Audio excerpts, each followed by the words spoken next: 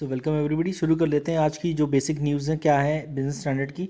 जो मैंने दो पहले वीडियोस भी बनाए हैं जिसमें बजट एंड बिजनेस और बजट एंड स्टॉक के बारे में दिया हुआ है। अगर आप लोग देखना चाहते हैं तो वो मेरे प्लेलिस्ट में जाके देख सकते हैं। तो कुछ हाइलाइट्स ये हैं। 6.4 फिजिकल डेफिसिट 2022 से लेकर 23 तक रहेगा। 38% इंक्रीज इन द इंटरेस्ट पर पेमेंट्स हैं सिंस फाइनेंशियल ईयर 21।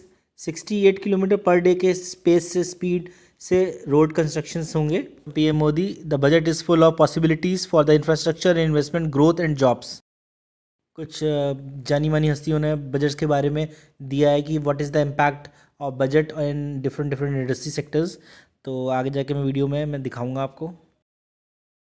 जनरली एक मिथ है कि फाइनेंस मिनिस्ट्री कभी भी इन्वेस्टर्स जो कि क्रिप्टो करेंसी में डील करते हैं उनके ऊपर भारी अमाउंट का एक टैक्स लगा सकती है, बट फाइनेंस मिनिस्टर ने इस बजट में ये क्लियर कर दिया कि that will be cap to the 30% only. इस चार्ट में हम अच्छे से देख सकते हैं कि गरीब कितना गरीब हुआ है और अमीर कितना अमीर हुआ है। ये कुछ 70 ईयर्स का, लास्ट 70 ईयर्स का डाटा है जिसमें ये दिखाया जा रहा है जो कि 10% जो अपर लोग थे, टॉप मोस्ट लोग थे, उनकी वेल्थ और उनके शेयर्स में इम्प्रूवमेंट जो हुआ है वो 20% हुआ है आज की डेट में, चाहे वो प्री पेंडेमिक हो चाहे पोस्ट पेंडेमिक हो। और दूसरे एंड पे देखा गया है कि जो बॉटम 50 के जो लोग हैं उनकी जो जो ग्रोथ है और जो वेल्थ है उनकी उस चीज़ में डिक्रीमेंट हुआ है 7% आज से 70 साल से लेके अब तक का। This news is quite true and shocking.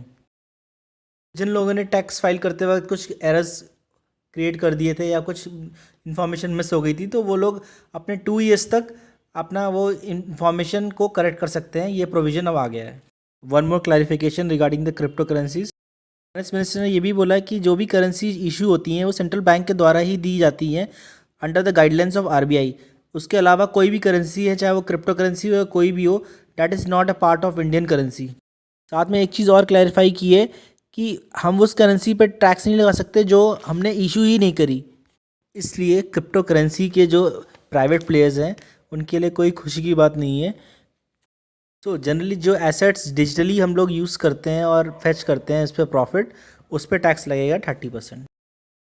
तो बजट एट ग्लांस देख लेते हैं कि कितना रेवेन्यू हम फेच करेंगे और कितना स्पेंड करेंगे।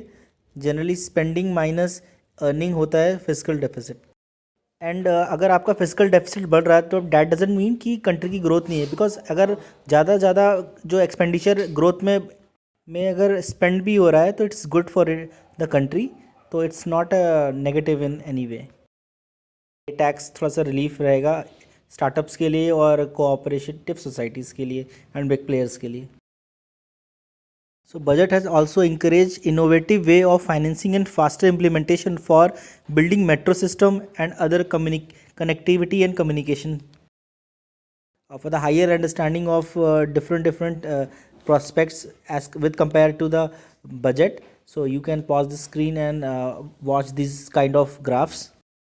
As per this news, financial year 2023 का टारगेट जो है कंजर्वेटिव रहेगा 65,000 करोड़ का, जिसमें कि हम लोग डिसइन्वेस्टमेंट देखेंगे कई कंपनीज़ को, कई पीएसयूज़ को। फाइनेंस मिनिस्ट्री ने 13,700 करोड़ का एक कॉर्पस दिया है डिपार्टमेंट ऑफ स्पेस को। या straight forward news, nothing stop us from achieving disinvestment target.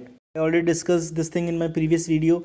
It's a very good infrastructure budget and budget has also big bet on the public infra. As usual, we know that railway has got very good corpus for the enhancement of Indian railway. Non tax revenue 14% decline होता है इस financial year में because fall in the contribution from telcos and lower dividend from RBI. Comments आते हुए budget के ऊपर कुछ दिग्गजों के, जैसे ममता बनर्जी बोल रही हैं budget has zero for the common people and they are getting crushed by the unemployment and inflation.